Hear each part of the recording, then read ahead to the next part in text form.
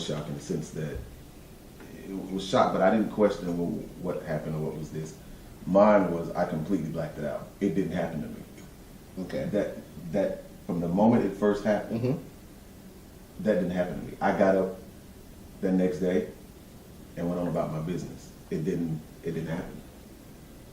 I was, I think 15 or 16, probably about 15 or 16, when the years of me keeping it and blocking it out, I was sitting somewhere one day and I exploded. People thought I was going crazy. I just lost it. So it wasn't, for me, it was a little different. It was, I completely blocked it out. It had never happened to me. And if you had told me it happened to me, I wouldn't even believe you. It was, I blocked it. Did you have nightmares? Some very bad nightmares. Very bad nightmares. Because I blocked mine out, and my nightmare was a spaceship coming into my grandmother's backyard to abduct me. And for some odd reason, I usually fall out of bed as a kid growing up. I used to fall out of bed all the time. It always happened at this point where when the spaceship was coming down and they were going to abduct me, I just fall out of bed. And my grandmother always said me I had covers in my head because I always had bruises as a kid growing up. But I had to block it out. I couldn't say anything to anybody because I guess at that age, back home, homophobia was everywhere. From the newspaper to every music, every song you heard, kill the B-man. So it's just what it is.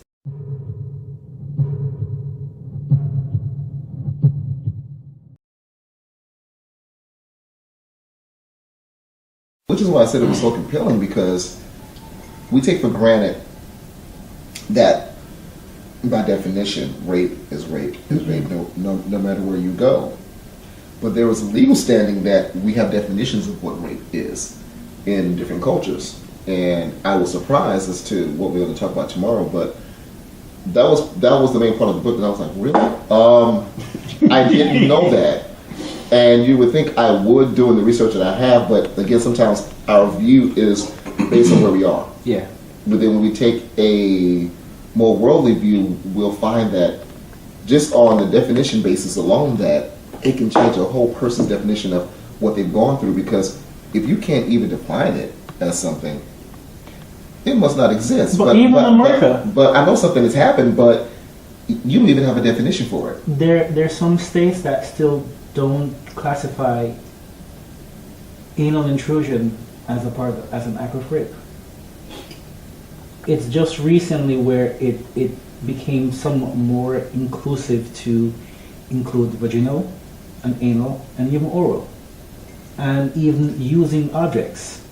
So it's a process that has evolved over a period of time, because 20 years ago, anal sex was considered to be boogery. And if a child was molested and that was what occurred, it's put in the category of boogery, because back home that's what it is. And today, 2013, that's still what it is on the books. You're boogered. So if a teenage boy were to go to the courts to say, or the police to say, well, my uncle or some male raped me, sir or young man, you got boogered. It's not rape. And the irony to the situation with boogery and rape, boogery is illegal, and you can get between 5 to 10 years hard labor. So you walking into a police station now saying that you were, in their definition, boogered, you can also be arrested on the spot. So the victim? Yes, because of the act. When I reported mine, the police officer said to me, sir, you did not get raped. You were boogered. And I said, no. He raped me. He forced me. 2 of them held me down. He said, no, you got boogered. And do you know that's a crime? And I'm like, seriously? And when I said rape, he said, but you don't have a vagina, so you can't get raped. And that's part of the conversation that and see, this is what I want to say for tomorrow, because, and this was in the first 16 pages of the book. And this is in the first 16 pages of the book. When I read that, I was like, oh, Because again, we get used to having the comfort of a definition. Here, it's like right. I was like, well, ain't I proud to be American?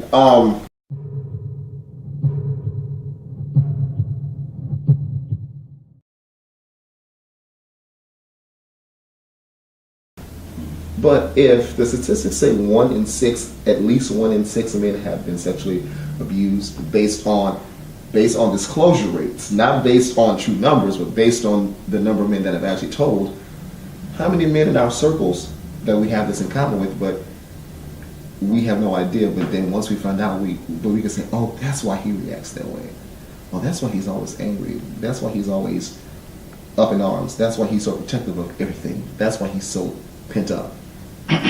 But to offer that older man, the younger man, that child, that comfort of saying it's okay, because you can make that declaration to start right now.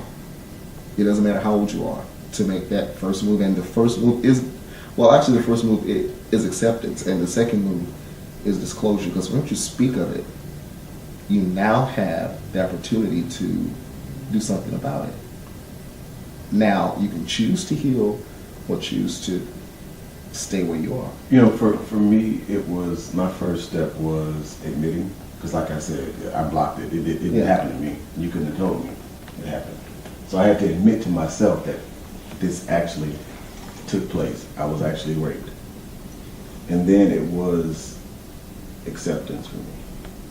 That wasn't your fault. That it wasn't, I wasn't clear that it wasn't my fault totally, because when I went to therapy, you know, the first thing I said to her when I went in and she asked me what was I here for, I said, I think I'm crazy. And she said, okay. You know, I said, and here's why I think I'm crazy. You know,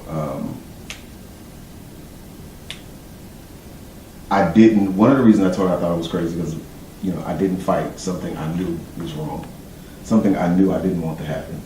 You know, something that made me feel shame, guilt. You know, something that you know, had me carrying around years of anger. And then to piggyback off something you said earlier, something that at some point in time when it happened, or when it was happening rather, it became something that I allowed. You know, and I didn't understand why. Because part of this brain, part of me, you know, didn't want it. And I knew it was wrong. But then I couldn't understand why at a certain time frame I allowed it.